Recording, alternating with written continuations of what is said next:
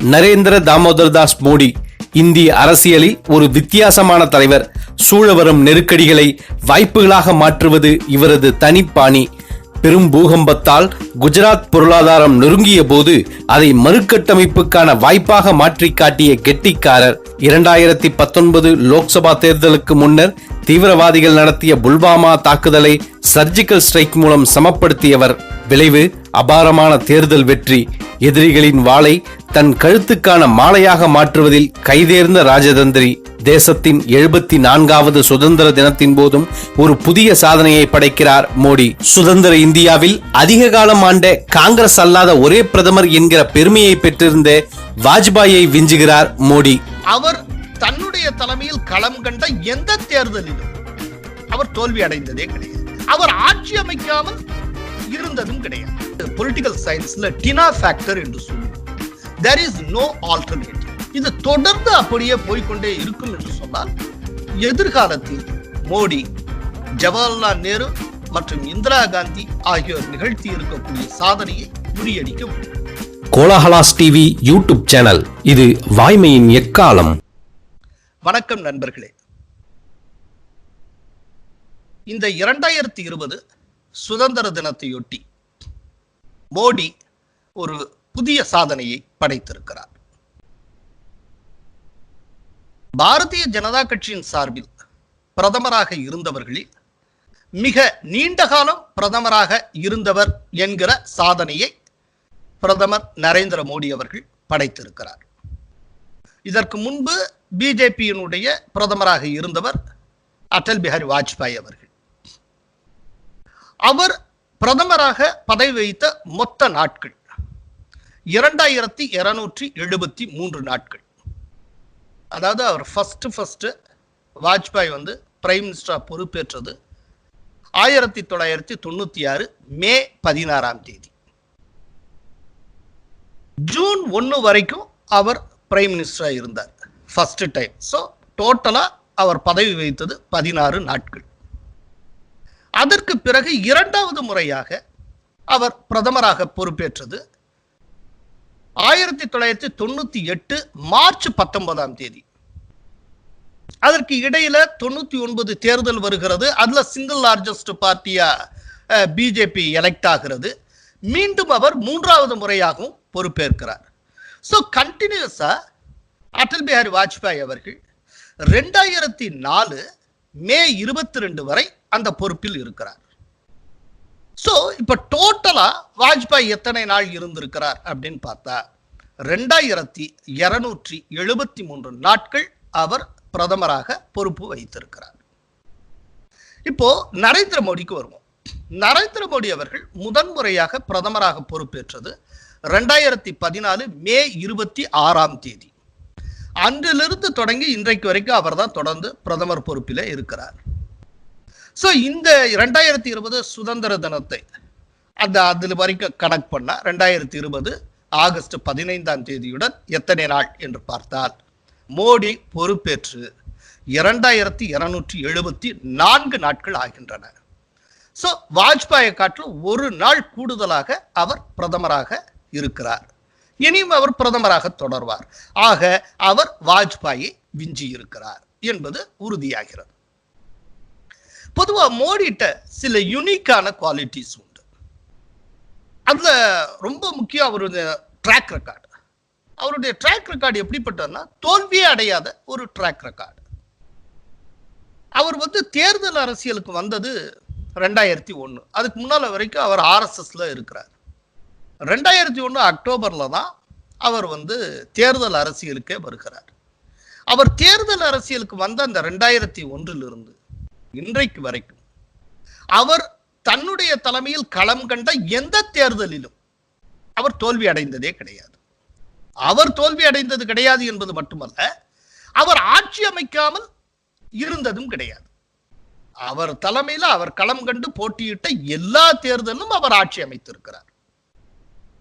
இப்ப குஜராத் முதல்வரா அவர் எப்போ வந்தார் அப்படின்னு பாத்தீங்கன்னா 2001 அக்டோபர்ல அவர் முதல்வராக பொறுப்பேற்கிறார். கேஷுபாய் பட்டேல்னால முடியல. அதற்கு பிறகு அவரை பொறுப்பேற்க அனுப்புறாங்க. அவர் பொறுப்பேற்கிறார். பொறுப்பேற்று அதுல ஒரு விஷயம் என்னன்னா 2002லயே திரும்ப எலெக்ஷன் வந்துருது. ஸோ 2002 வெற்றி பெற்று 2வது முறையாகவும் அவர் முதல்வராகிறார். அப்புறம் 2007 தேர்தலில் மீண்டும் வெற்றி பெற்று அவர் 3வது முறையாக பொறுப்பேற்கிறார். 2012ஆம் ஆண்டு நடந்த தேர்தலில் 4வது முறையாக அவர் வெற்றி பெற்று 4வது முறையாக அவர் முதல்வராக பொறுப்பேற்கிறார். அப்படி 4வது முறையாக அவர் முதல்வராக இருக்கிற போதுதான் அவர் பிரதமர் வேட்பாளராக பிஜேபியினால் அறிவிக்கப்படுகிறார். சோ குஜராத்லயே அவர் பாத்தீங்கன்னா தொடர்ந்து 4 முறை முதல்வராக இருந்திருக்கிறார்.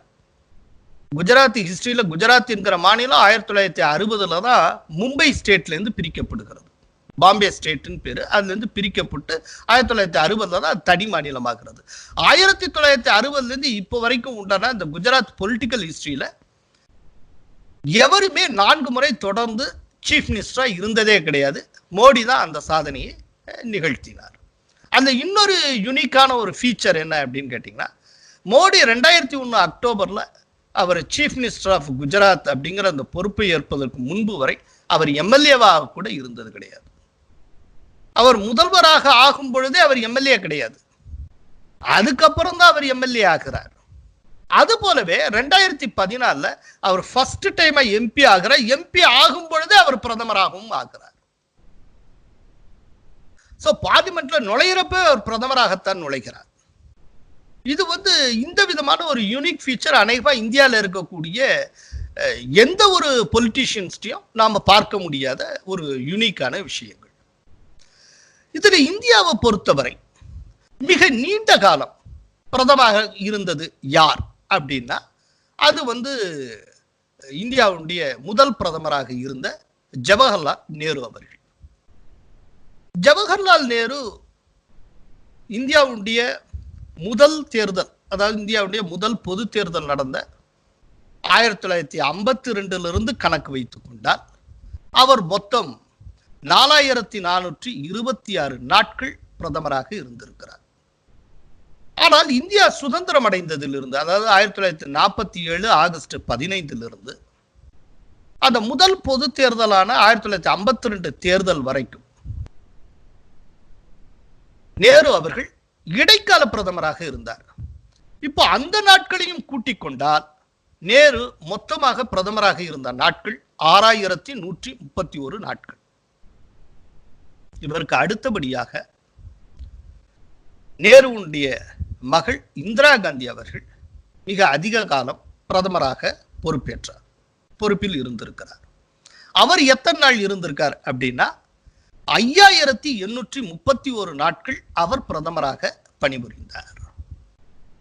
இந்த 2 பேருமே 4 முறை பிரதமராக பொறுப்பேற்றவர்கள் அப்படிங்கிறத நாம் நினைவில் கொள்ள வேண்டும்.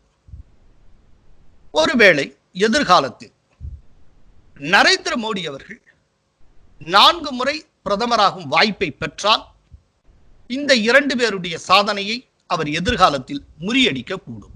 தற்போதுள்ள மிக நெருக்கடியான சூழ்நிலையில், அதாவது ஒரு பக்கம் எங்கு பார்த்தாலும் இந்த கொரோனா வைரஸ் உடைய வீச்சு, அதனால் பாதிக்கப்பட்டோர் எண்ணிக்கை அதிகமாகி கொண்டே போகிற சூழ்நிலை, இன்னொரு பக்கம் அதனால் ஏற்பட்டு இருக்கக்கூடிய பொருளாதார பிரச்சனைகள், இவ்வளவுக்கு மத்தியிலும் அண்மையில இந்தியா டுடே வெளியிட்ட மூட் ஆஃப் த நேஷன் அதனுடைய ரிசல்ட், அந்த சர்வே முடிவு தொடர்ந்து மோடி ரொம்ப பாப்புலராக இருக்கிறார் என்பதை காட்டுகிறது. கிட்டத்தட்ட ஒரு 78% பேர் மோடியை விரும்புகிறார்கள் இன்றைக்கும் என்று அந்த mood of the nation survey சொல்லுகிறது.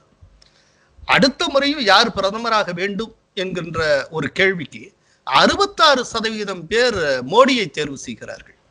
அதற்கு அடுத்த இடத்தில் வருபவர், 2வதாக வருபவர் ராகுல் காந்தி. அவருக்கு எத்தனை சதவீதம் பேர் சொல்றாங்கன்னா வெறும் 8%, டபுள் டிஜிட்டை கூட அவர் தொடரார்.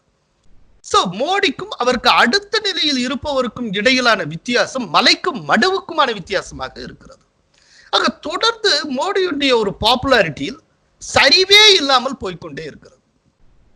இப்படிப்பட்ட ஒரு சூழல், ஒரு செல்வாக்கு மிகுந்த சூழல், அந்த செல்வாக்கு நிறைந்திருக்கக்கூடிய அந்த சாத்தியங்கள், இது தொடர்ந்து அப்படியே போய்கொண்டே இருக்கும் என்று சொன்னால் எதிர்காலத்தில் மோடி, ஜவஹர்லால் நேரு மற்றும் இந்திரா காந்தி ஆகியோர் நிகழ்த்தி இருக்கக்கூடிய சாதனையை முறியடிக்க முடியும். இன்னொன்று, இப்போ இருக்கக்கூடிய சூழ்நிலையில எதிர்கட்சிகள் சைடு இருக்கக்கூடிய ஒரு மிகப்பெரிய ஒரு ஃபேக்டர், ஒரு பலவீனம் என்ன அப்படின்னா, அது பொலிட்டிக்கல் சயின்ஸ்ல டினா ஃபேக்டர் என்று சொல்லுவோம். TINA அப்படின்னு. There is no alternative. அதாவது ஒரு மாபெரும் தலைவர் இருக்காருன்னா அவருக்கு மேட்சா எதிர்த்தரப்புல ஒரு பெரும் தலைவர் இருக்கணும். அப்படி இல்லை அப்படின்னா அங்க மாற்றுக்கு யாரும் இல்லை அப்படின்னு அர்த்தம். அதைத்தான் டினா ஃபேக்டர் அப்படின்னு சொல்லுவோம்.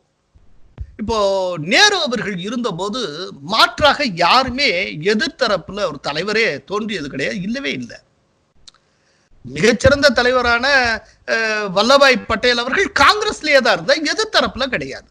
ஸோ எதிர்த்தரப்புல ஒரு மாற்று தலைமை அப்படிங்கிறதே இல்லாமல் இருந்தது. அந்த காலத்துல ஒரு டினா ஃபேக்டர் இருந்தது. ஒரு குறிப்பிட்ட காலம் வரைக்கும் இந்திரா காந்தி இருந்த காலத்துல அந்த டினா ஃபேக்டர் இருந்தது. அப்ப தொடர்ந்து இந்திரா காந்தி வெற்றி வாகை சூடிக்கொண்டே வந்தார். அதே போல இன்றைய சூழ்நிலையில் பிஜேபிக்கு எதிராக களங்காணுவதற்கான அதற்கு சமமான கட்சி என்று எதுவுமே இல்லை, இன்க்ளூடிங் காங்கிரஸ். காங்கிரஸுக்கு எதிர்காலத்துல ஒரு மிகப்பெரிய சவால் இல்லாட்டி அதனுடைய லட்சியமே என்னவா இருக்கும் அப்படின்னு கேட்டீங்கன்னா, அதிகாரபூர்வமான எதிர்கட்சிங்கிற அந்தஸ்தை பெற்றுவிட்டால் அதுவே போதும் அப்படிங்கிற லெவலுக்கு காங்கிரஸ் வந்துவிடும். இன்னும் சொல்ல போனால் காங்கிரஸுக்கு இந்த 2019 லோக்சபா தேர்தலுடைய தோல்விக்கு பிறகு காங்கிரஸுக்கு முழு நேர தலைவரே கிடையாது. இப்ப சோனியா காந்தி கூட இன்டரிம் பிரசிடென்டாகத்தான் இருக்கிறார். சோ முழு நேர தலைவர் கூட கிடையாது. முழு நேர தலைவர்னு ஒருத்தரை போடுறதுக்கே அங்க அவ்வளவு பிரச்சனையா இருக்கு. அந்த அளவுக்கு அங்கே ஒரு தலைமை பஞ்சம் ஏற்பட்டு இருக்கிறது. சோ கட்சின்னு எடுத்துக்கிட்டாலும் பிஜேபிக்கு மாற்றாக இருக்கக்கூடிய ஒரு கட்சி தேசிய அளவுல எதுவும் இல்லை.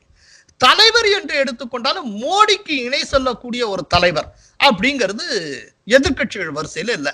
அப்படி இருந்திருந்தால் 2019 தேர்தலும் சரி, 2014 தேர்தலும் சரி, தங்களுடைய முதல் பிரதமர் வேட்பாளர் யார் என்பதை அவர்கள் சொல்லி இருப்பார்கள். அவங்க பிரதமர் வேட்பாளரையே சொல்லாமல் சந்தித்ததற்கு காரணம், அப்படி சொல்லும் தகுதி படைத்த தலைவர்கள் என்று எவரும் தங்கள் வசம் இல்லை என்பதுதான். ஆக இந்த சிச்சுவேஷன், இப்ப இருக்கக்கூடிய இந்த பிரசன்ட் சிச்சுவேஷன், 2020 இதை சொல்லிட்டு இருக்கேன், இந்த சிச்சுவேஷன் தொடர்ந்து அப்படியே கண்டினியூ ஆச்சுன்னா அநேகமா எதிர்காலத்தில் ஜவஹர்லால் நேருடைய சாதனையையும் அதே போல இந்திரா காந்தி படைத்திருக்கிற நீண்ட காலம் பிரதமராக இருந்த அந்த ஒரு சாதனையும் மோடியால் முறியடிக்க முடியும், முறியடிக்க கூடும். அதற்கான வாய்ப்புகள் உண்டு. நன்றி. அரசியல், ஆன்மீகம், இலக்கியம், சமூகம் தொடர்பாக மூத்த பத்திரிகையாளர் கோலாகல ஸ்ரீனிவாஸ் வழங்கும் திறனாய்வு அலசல்களை தெரிந்து கொள்ள கோலாகலாஸ் டிவியை சப்ஸ்கிரைப் செய்யுங்கள்.